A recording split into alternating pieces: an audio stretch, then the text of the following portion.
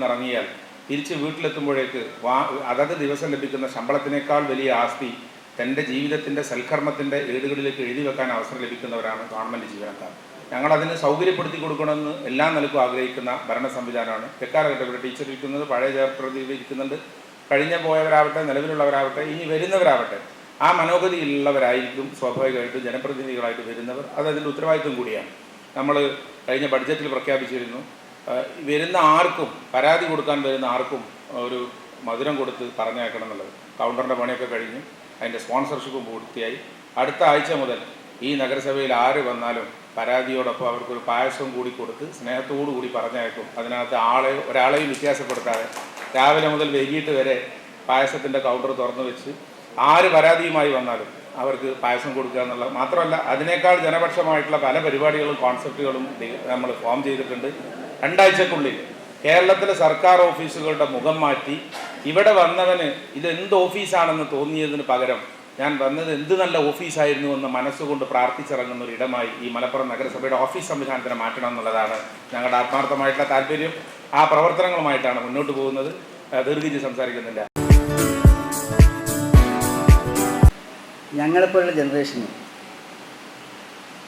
ഈ രാജ്യത്ത് ഇന്ന് വന്നുകൊണ്ടിരിക്കുന്ന ഈ മാറ്റങ്ങൾ, ഓഫീസ് സംവിധാനത്തിലൊക്കെ വന്നുകൊണ്ടിരിക്കുന്ന മാറ്റങ്ങൾ, കമ്മ്യൂണിക്കേഷൻ സംവിധാനത്തിൽ വന്നുകൊണ്ടിരിക്കുന്ന മാറ്റങ്ങൾ ഞങ്ങളുടെ ജനറേഷന് ഉൾക്കൊള്ളാൻ കഴിയുന്നതുപോലെ അല്ലെങ്കിൽ അനുഭവ സാധ്യമാകുന്നത് പോലെ ഒരുപക്ഷെ നിങ്ങൾക്ക് കഴിഞ്ഞെന്ന് വരില്ല. കാരണം വെച്ചാൽ ഞങ്ങളിതിൻ്റെ പഴയ സ്റ്റൈലുള്ള സംഗതികൾ കണ്ട് വന്നവരാണ്. ഒരുപാട് ഓഫീസുകൾ ഞാൻ കയറി ഇറങ്ങിയതാണ്. 7 കൊല്ലം അധികാര സ്ഥാനത്തിരുന്നതാണ്. ഒരു 10-15 കൊല്ലം ഇതിൽ അസംബ്ലിയിലുണ്ടായിരുന്നു. ഇപ്പോൾ പാർലമെൻറ്റിലും 3-4 ടൈമിലേക്ക് പോവുകയാണ്.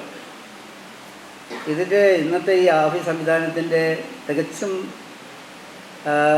പ്രാകൃതമെന്ന് വിശേഷിപ്പിക്കാവുന്ന ഒരു സംവിധാനത്തിലൂടെയാണ് ഞങ്ങളെല്ലാം ഓഫീസുകളെ കണ്ടിരുന്നത്. അങ്ങനെ വന്നതാണ് ഈ റെറ്റാപ്പിസം എന്നൊക്കെ പറയുന്ന നമ്മുടെ ശാപവാക്കുകൾ.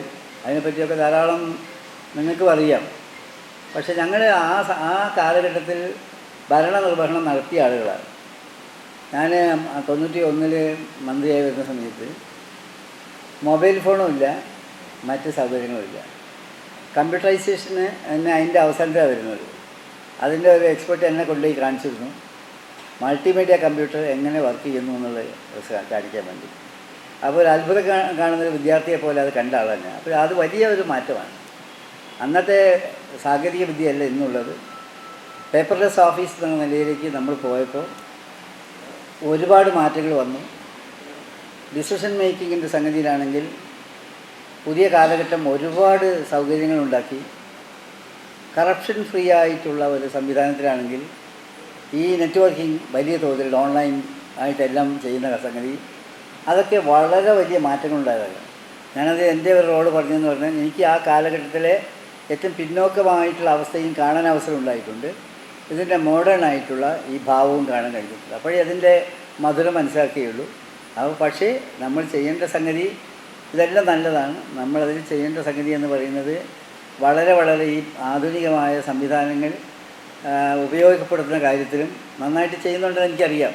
കാരണം പുതിയ ജനറേഷൻ എനിക്കുള്ള ഡൈമെൻഷനല്ല എൻ്റെ പേരക്കുട്ടിക്കെന്നുള്ളത്. അപ്പോൾ ആ നിലയിൽ കാലം തന്നെ നമ്മളെല്ലാവരെയും സ്വാഭാവികമായിട്ട് മാറ്റിയിരിക്കുകയാണ്. അതിൽ ഓഫീസ് സംവിധാനം എന്ന് പറയുന്നത് വളരെ പ്രധാനപ്പെട്ടതാണ്.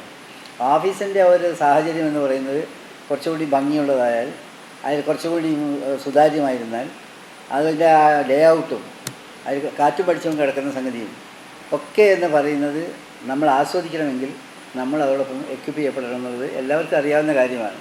അത് നിങ്ങളെല്ലാം ചെയ്യുന്നുണ്ട്. മാത്രമല്ല ഇവിടെ ചെയർമാൻ സൂചിപ്പിച്ചതുപോലെ ഒരാൾ വന്നാൽ പായസം അവർക്ക് അത് എന്താ പറയുക നല്ലൊരു ആശയമാണ്. കാരണം ഇവർ വിഷമിച്ച് പോകരുത്. എല്ലാവരുടെയും പ്രശ്നങ്ങൾ എപ്പോഴും നമുക്ക് പരിഹരിക്കാൻ പറ്റിയെന്ന് വരില്ല. എവിടെ നിന്ന് വന്ന് ഇറങ്ങിപ്പോകുന്ന ഒരാൾ നല്ല മനസ്സ് തൃപ്തിയോടുകൂടി നമുക്ക് ഇറങ്ങിപ്പോകാൻ കഴിയണം. ഇവിടെ വരുന്ന ഒരാൾക്ക് ശാന്തമായൊരു അന്തരീക്ഷം ഉണ്ടാവണം. അതൊക്കെ വലിയ ഗുണമുള്ള കാര്യങ്ങളാണ്. അതെല്ലാം വെച്ചുകൊണ്ടുള്ളൊരു കോൺസെപ്റ്റാണ് നിങ്ങൾ കൊണ്ടുവന്നിട്ടത്. നല്ലൊരു മോഡേൺ ആയിട്ടുള്ള ഒരു ഓഫീസിൻ്റെ ആ ഒരു ലുക്ക് ഇതിനുണ്ട്. അപ്പോൾ അതിനനുസരിച്ചിട്ട് ഇത് കൂടുതൽ വികസിച്ച് വരുമെന്ന് പ്രതീക്ഷിക്കുന്നുണ്ട്.